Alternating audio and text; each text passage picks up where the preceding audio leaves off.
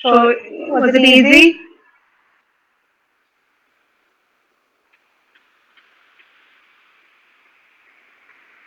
Hello. Yes, ma'am. Was it easy? No. Okay. So today we'll start. Anyway, let me present this one. 1 minute.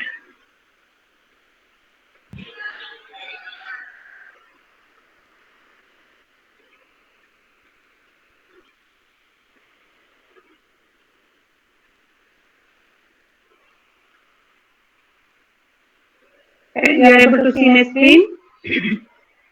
Yes, ma'am. Yes, Okay. ma'am. Okay. So we have seen this first part, that the basic figure one and the explanation. And let us read about the general issues, like common things, what we will be seeing based upon this model. Okay. So neural network architecture. So what is the architecture means? The components of this neural network and how it is connected, how the signal is given, the entire information we say is the architecture. So you know this, right? So now we are going to see the basic architecture. Are you able to see the screen? Is it clear or is it little more zoom out? This is fine? This is fine only, no? Yes, sir. Yeah. Yes, ma'am. Okay, first time I'm taking this paper without the blackboard, so there should be little bit inconvenience. Please bear it, because soon I will find a shortcut. Today I was trying to use that whiteboard from the Google Meet, but I'm not comfortable in writing. Anyway, let's see. Okay. Okay. So the basic architecture consists of three types of neural layers. Okay. You remember, like when I was explaining this, the basic model I talk about, this is the very basic unit in the uh, neural network. This is not a network, this is only one neuron. Okay, how one neuron is modeled. Now, in a network of the neurons, that we say this is a neural network, and we have an architecture. Okay, so we have n number of input. Okay, so this is processed by multiple neurons, interconnected neurons, then we are getting the output. So we will be worrying about most of the cases, how we are going to give the input and how we are going to get the output and what could be the intermediate stages of the neurons. This intermediate stages also you can imagine that it can be a if sorry do loop or if condition, any conditional loop or anything, any programming loop. If you say one condition and it will give output, if you say some condition it will output. So this can be anything, okay, any operator or any group of operators. So this we say is a hidden layer. So if we talk about the architecture of a neural network, that artificial neural network, we talk about the input layer, the hidden layer, and the output layer. Okay, you follow? Okay, so the basic, this is the basic architecture, which is very clear that you have an input as well as hidden and output layers. Now we are talking about two issues, that is feed forward. Okay, then recurrent network. There are so many things. Let us see. Now I will tell you one by one. Okay, there is a term called a feed forward network. It is a model where the signal flow is from the input to the output. If the signal is fed in the forward direction. Okay, and strictly in a feed forward direction. There is no revert back. There is no output is taken as the input again. Only the inputs are coming as a output. Okay, there is a condition. That's what we say is a feed forward network. So here if you see, there is simply going out. There is no feedback is taken and given as the input. Okay, so this is one such kind of feed forward network. The data processing can extend over multiple units. That means multiple layer of units. Okay. Now, here we have put only one layer as a hidden layer. This is not the only layer. It can be n number of layer according to the complication of the problem what we choose. For what we are doing this ANN, according to the objective of the ANN, we can make multiple choices or multiple hidden layers. Okay, that depends upon the objective that what we are going to solve this problem. So, the data processing can extend over multiple layers of units, but no feed forward feedback connections are present here. No feedback connection, then only we say it's a feed forward connection. Now, there is another one, recurrent network contains feedback connections. Which one? This feed forward network has no feedback connection, but there is another model called recurrent network. This recurrent network takes feedback connection. Okay, that is, it is contrary to the feed forward network. This recurrent network, the dynamical properties of the network are important. Now, I am introducing another term called, what do you mean by the dynamical properties of the network? Right. Now, when I was explaining this, okay, the artificial, this is a real neuron, but let us think about this as artificial neuron. And to have this artificial neuron activated, we have to have the inputs, the strengthened inputs, such that it is really having a potential to trigger the cell, trigger the neuron. Correct? So, this is one such dynamical property, because the impulse of the signal received by the neuron can also be varied, because whatever every time we are going to work on the weight factors. Correct? So, every time the axon, we are going to work on strengthening the axon, which is a dynamical property, by a weight W. Accordingly, the output can be given to the next neuron as the input. Can you imagine whatever I am saying?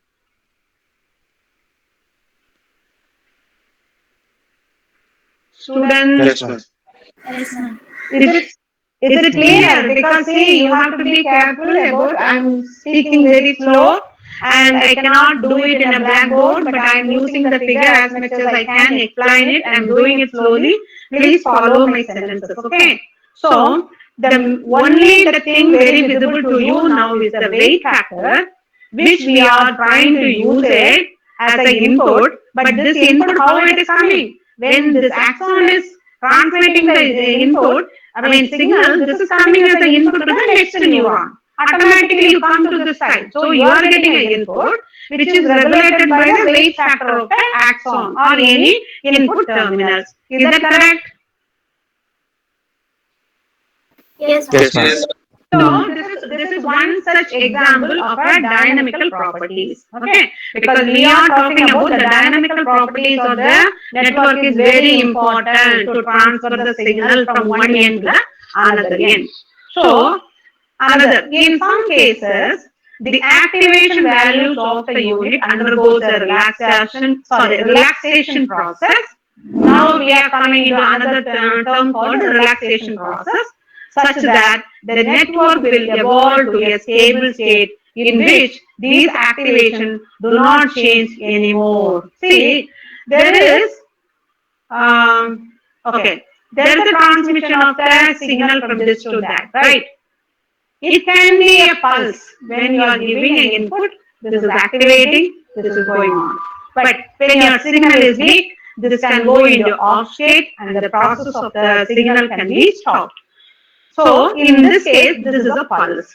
But when you are really getting a continuous strong input and the neuron is continuously on, there is a stable transmission of the information.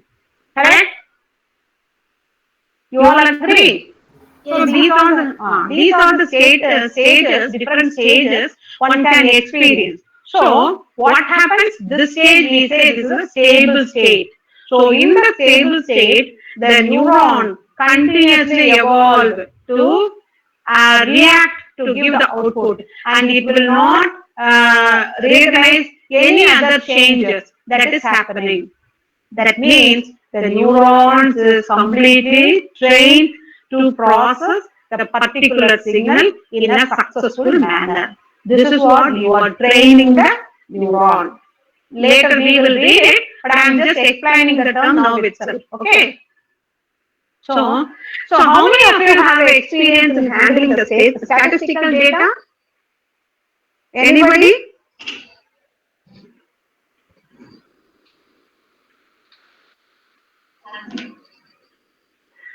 Anybody? You have any experience in handling the statistical data?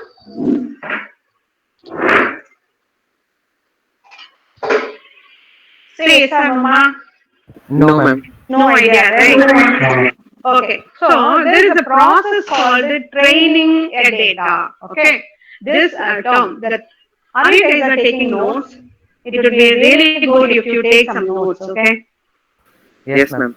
Okay. Yes. So training a data. Actually speaking, let us consider the population of our university. Okay. So I am taking some clinical data. For example, I want to understand the physical problems involved based upon the age. Okay.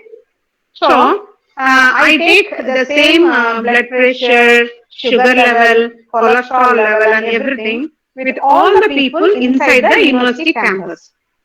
But for me, the environment of the university is very known, so that I know there's a population of the students who are less than 20. Okay, there's a population of 20 to 40. There's a population of 40 plus, 40 and above. There's a population of 60 above. So for me, it is easy because already the data is classified to some extent. So I can separately take the data for the students, separately take the data for the age limit between 20 to 40 and everything. Then I can come to analyze the data, come to a relationship saying that, okay, above 40, they are prone to have BP. But even then, I can filter out the BP based upon the food habits. Okay. So there are so many parameters that can come when we are trying to correlate the observation with reference to the experiences or the habits or whatever their activity. Okay, so now I can have a biased idea saying that by default within less than 20 ages they will not be having any health issues. Okay, so this is a kind of training the data. This is with a known information with what we have. But I give you some 5,000 data and I will not tell you what is this data. But I can simply say you this data is given for this objective. How do you train? How do you make a neural network? Okay, so you are completely blank about the database, right? Whatever is given. So the first logic what you will be doing is you have to make sure that you have to first understand in what way you can cluster the data or you can group the data. Then if you are able to group the data, all the data are really related to itself within them or it is highly independent. Okay. When a blood pressure cannot be dependent on a gender, correct? Male and female, it cannot be dependent. It is dependent on the age factor, correct? So, you guys are following what I am saying? Yes, Yes, ma'am. ma'am. Yes, ma'am. Yes, ma'am. Okay, so training really involves a neural network. For that, the neural network, you will be modeling a neural network to extract some information. When the purpose or the objective of the neuron is satisfied, the neuron will work for the respective data only. It will not work for all the data. Suppose if you are making a model to extract or to filter out the people with cholesterol ratio between this and that, then From the data, your neural network will extract only the information. So this will be in a stable, responsible position to get only the output. Okay. So this stage we are saying the neuron is trained to get the data or to recognize the data for the respective cholesterol level patients. You understand? Yes, ma'am. Yes, ma'am. Okay.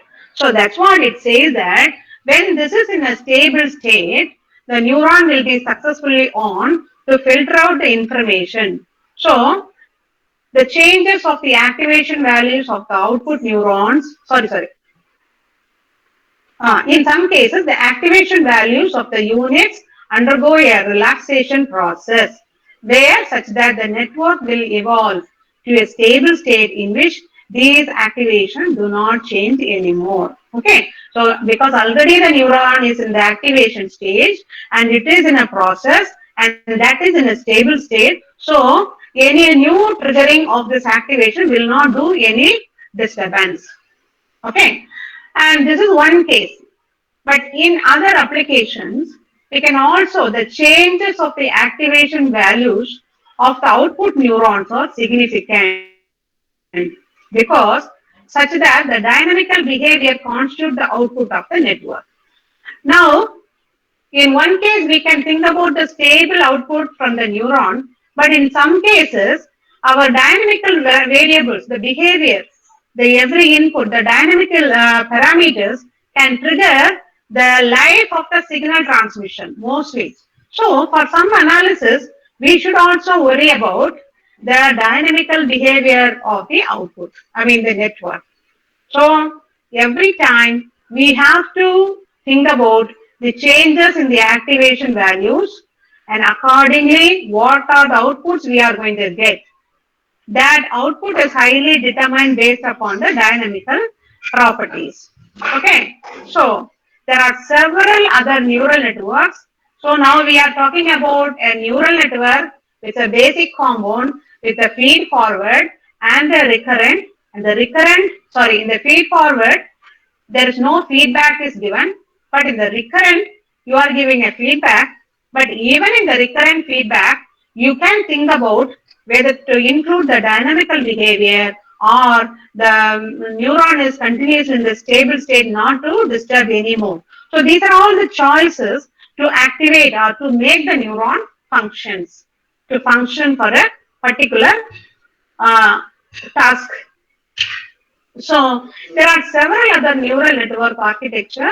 We can also say that Elman network, adaptive resonance theory map, competitive network, etc. These are all we will not be studying, but this you can simply have it as a name, which depends upon the properties and the requirement of the applications. So every neural network has its own uniqueness according to the requirement of your project or requirement of your research and what are the properties you have incorporated to filter out the data. Do you understand what I'm saying? Even though this neural network seems to be very simple logic and a simple network, there can be complications arises from the number of dynamical parameters that you try to include according to your analysis. You just yes or no? Yes, ma'am. Yes, ma'am. Yes, ma'am. Okay. So now let us read the second paragraph. Okay. A neural network has to be configured such that the application of a set of inputs produces a desired set of outputs. See, now we are going to use another term, desired output. Okay. So you may design a neural network and you will definitely give an input what is given to you. But according to the neural network, according to the model, according to the logistics conditions, what you have implemented, the output will be 1 minute.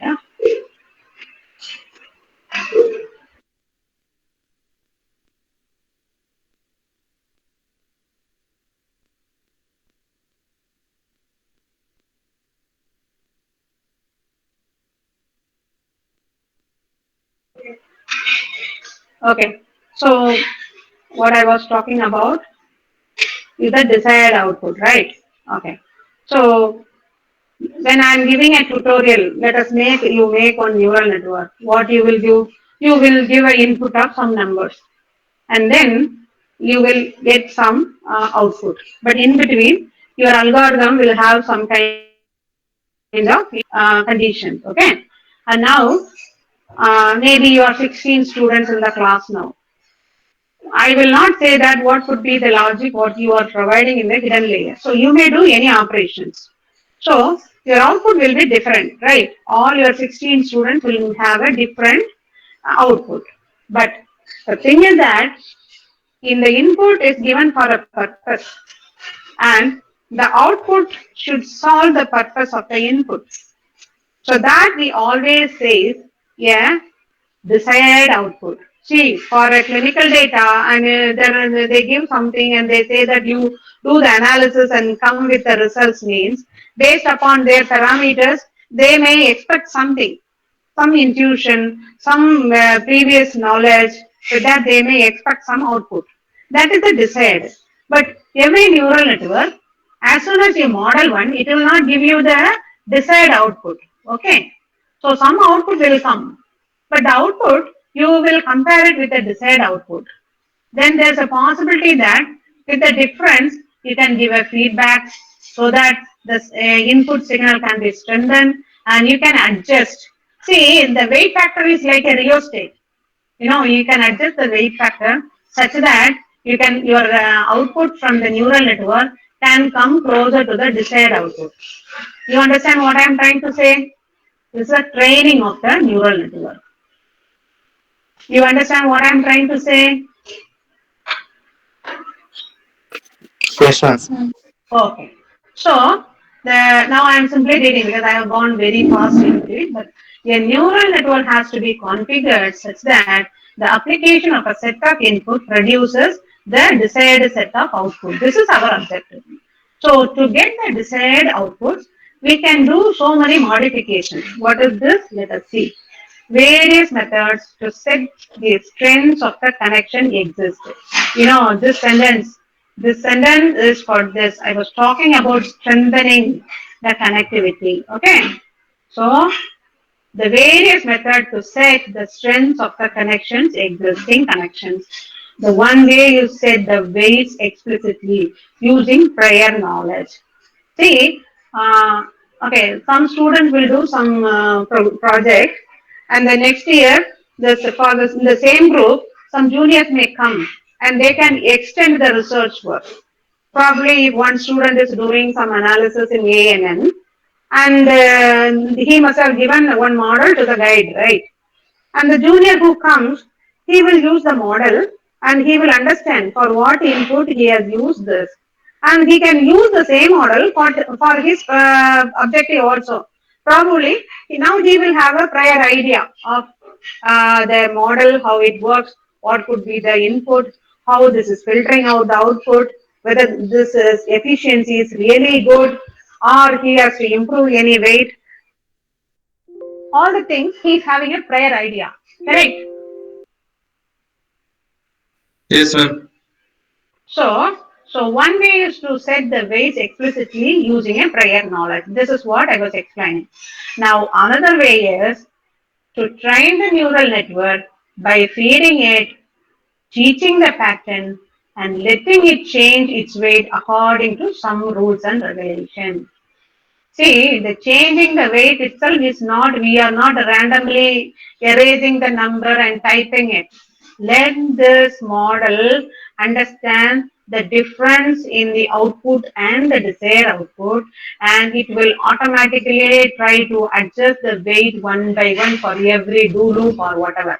Do loop, when I mention it is an example, okay, for a recurrent repeating execution, okay. So the model itself will try to understand the pattern of this output and tries to work out the scaling factor, then give a proper output.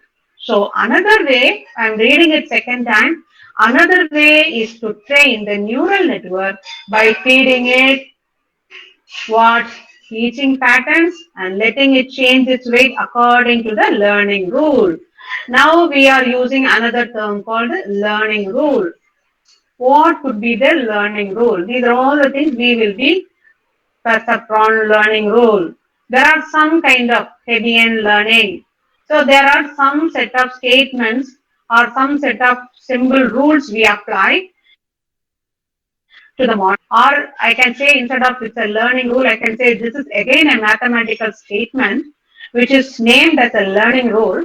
That statement or the mathematical operation is implemented in the node, and by saying that according to the rules, this will change the weight and this will give you the output. Okay, by terminology, don't get scared out because learning rule itself is a small protocol that is being implemented to process the data. This is again another mathematical step only. Okay. Now we will later we will see what are the learning rules. Normally we use it. Okay. So now by explicitly varying the network, you can have your desired output. By implementing some learning rule, you can also train the network and get your desired output. Now, the learning situation, the neural network may be classified into three distinct sorts. Now, the classification is based upon the learning rules. Okay? Now, see, we were talking about, we learned about a simple neuron and how a neuron's architecture looks. Okay, how the feed forward is connected, what could be the recurrent, these are all the types we learned. And now we are going to learn about a new classification of the neural network based upon the learning rules. What are those? There are three things. One is supervised learning,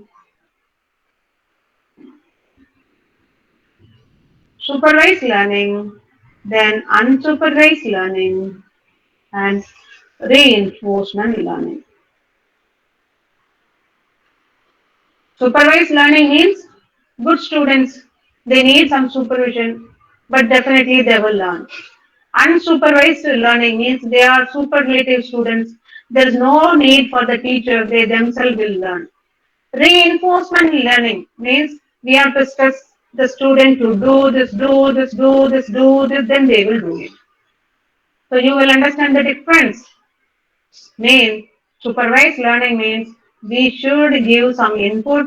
We should work on little bit rearranging the patterns or some weight something. So little bit supervision is needed for the execution of the neural network. Unsupervised means it's a perfect model when already it is standardized. So if you give an input, this will give you the output. So the learning rules will be very simple and it is taken care of by the model itself. Reinforcement means you have to keep on updating any dynamical properties or whatever so that the model itself is trying to learn the pattern of the data. Let us see what is this. In the supervised learning, an input vector is presented at the inputs together with a set of desired responses. One for each node. Every node, you are giving an input vector, okay, and is presented at the input together with a set of desired responses. So both your input vector, input is given, your desired response is given. Okay, for one each node at the output layer.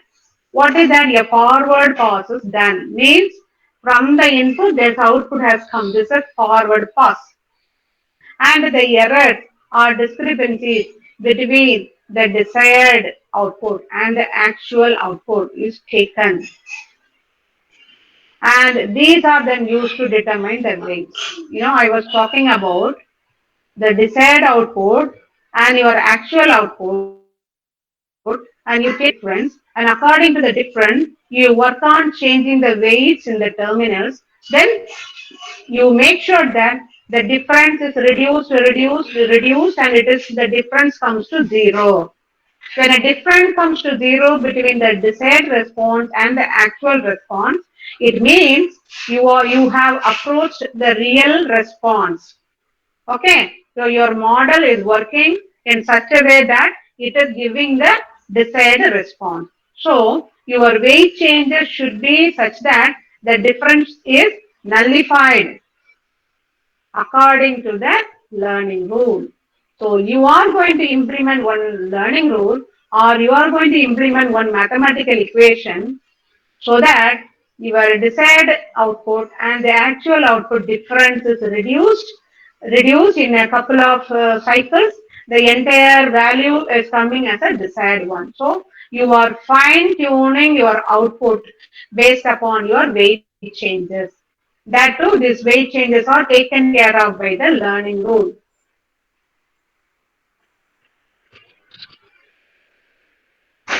The term supervised originates from the fact that the desired signals on individual output nodes are provided by an external teacher. So now the individual output nodes are provided by an external teacher. Means this is a supervision is done. Okay. So now the desired signals on the individual output nodes are the external teacher. Means while we are giving the input, while we are giving the input, we are also giving the desired signal. Okay. So already by default, the model is given the desired signal and the model is also given with the input signal and the model is working on the input signal to nullify the difference between the desired signal and it is fine tuning the model on its own by reducing the error difference between the desired and the actual signals. You guys are following what I'm saying? Yes, Yes, ma'am. ma'am. Yes, ma'am. Okay. So this is what we say is the supervised learning. Now, okay. Uh, I think I will leave with this. I will not go because this involves reinforced learning. Okay, I'll finish with this so that we can continue in the next class. This. Okay. Okay. So the best known example of this technique is occurs in the backpropagation algorithm. Why this backpropagation algorithm is required? The condition is we have to make weight changes so that the response, the desired response and the actual response both are same. For that only we are working on the weight changes. So this concept is best implemented in backpropagation. Means the output is taken back as an input again and given as an input, okay, to the same node. So you must have learned that electrical circuit, right?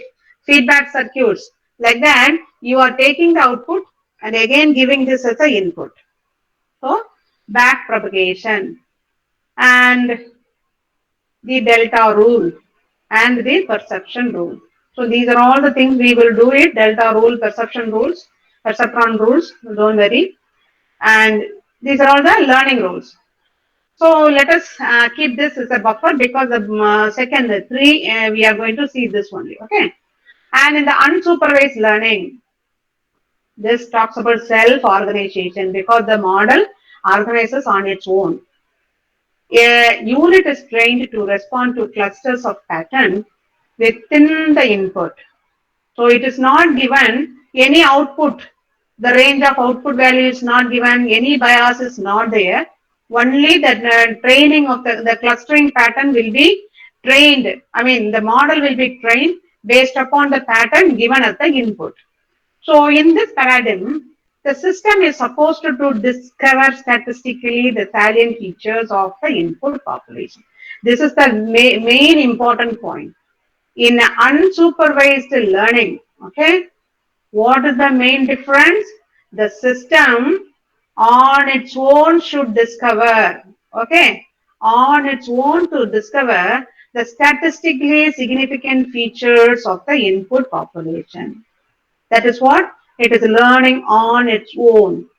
Unlike the supervised learning paradigm, there is no prior set of categories into which pattern are to be classified. So the model never knows the desired value. Okay. So it has to process the input pattern and it has to come up its own solution to give the desired value. So the system must develop its own representation of the input stimuli. This is another. What is this reinforcement learning? Is a learning what to do, how to map situation to actions so as to maximize a numerical reward signal. So it has to go by error and trial. The learner is not told which actions to take, as in most forms of the machine learning, but instead must discover which actions yield the best or the most reward by training them. This is, they have to do it by so many error and trials. The most interesting and challenging cases, actions may affect not only the immediate reward but also the next situation. And all subsequent rewards, there should be a careful implementation of the model, saying that first time if the model is giving one output, and you should ensure that all the subsequent output also should be a reward. Okay, once the model is trained or once the neuron is trained for such some group of pattern, it should give all the outputs genuinely. I mean, it should give or it should operate for all other pattern of data. These two characteristics, that is trial and error search and a delayed reward, are the two main important distinguishing features of the reinforcement learning. So when we are reinforcing the model, otherwise we are redoing our error and trial, we are trying with so many inputs, so many logistics. And this is, what are those two things? Trial and error search. Another one is the delayed reward, because your reward or your desired output will be delayed because it is a trial and error. First, how you have to identify what trial you can put on this and what is the error. And if the error, if you trigger any weight factors or anything, the error should not increase, error should decrease, so that whatever adjustment you made it in the neural network, you consider this as a favoring adjustment. Okay, first you have to understand any trigger in the dynamical properties. If it reduces the error, then you should understand the neuron is sensitive to the parameter what you are disturbing now. So your trial and error search itself is a proper training of the neuron. And another issue is delayed reward. What is a delayed reward? Based upon all the trials, your output will be delayed, or you will get it. It takes a long time to process and get it. But it is a very, very significant one. Why? Once you know that there is no error further, even though it is a delayed reward, then you can use this model as a robust for the future applications. Okay. So the best thing in the reinforcement learning is you are subjecting your neuron model in a trial and error search method. Okay. And accordingly, your response, even though it is a delayed one, but if this model or the neuron can work it as a robust one for the next forthcoming implementations. Okay, so these are all like logistics, how people working on the reinforcement learning, okay, unsupervised learning, supervised learning, all these things. So you can also have a general discussion. I gave you 2, 3 articles, other articles also. So you give a read, okay, how people are doing. Anyway, this is going to be basic concept oriented. So you can simply have try to understand what is what is supervised learning, what is unsupervised learning, what is reinforcement learning. Okay, in the next class, We will see what are the learning rules people use it and how they are using it. And this is also another simple logic only, nothing very tricky. But let us do this in the next class. Any doubts? First time when you read it, it will be anyway. I think I am reading and explaining. So when you read it, it will not be that tough. But you give a read 1 or 2 times so that it is, the day today you got some information so that it is easy for you to go through and keep this information in your mind. Okay. Okay, ma'am. Okay, ma'am. Okay. Okay, ma. See, this paper is, I'm not going to do all the tutorials and everything, but the concepts are very simple. There is nothing to by heart. Very simple. It's a logic. These are the parameters you should change. Let's go as it is, and don't feel it hard. But my one thing is the first time I'm taking this paper in a online. So if this is a board, I can easily do this. But I tried this. Whiteboard, but this whiteboard.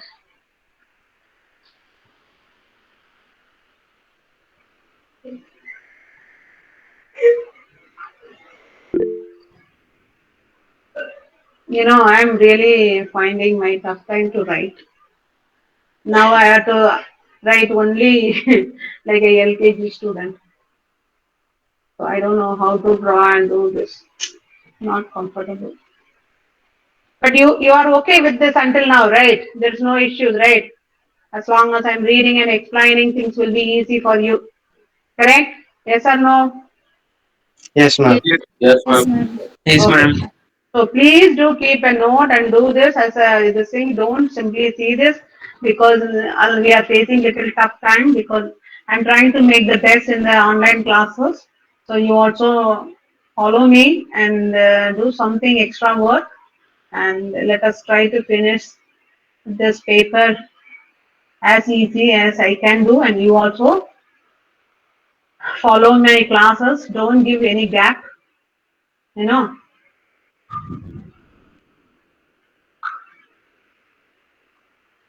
Okay, ma. Okay, ma. So today attendance. Thank you. Please take care. I will ask you sometime later. Okay. Yes, ma'am. Okay, ma'am. So, Thank you, ma'am. Thank you, ma'am. Thank you, ma'am. Thank you, ma'am. Thank you, ma'am. okay.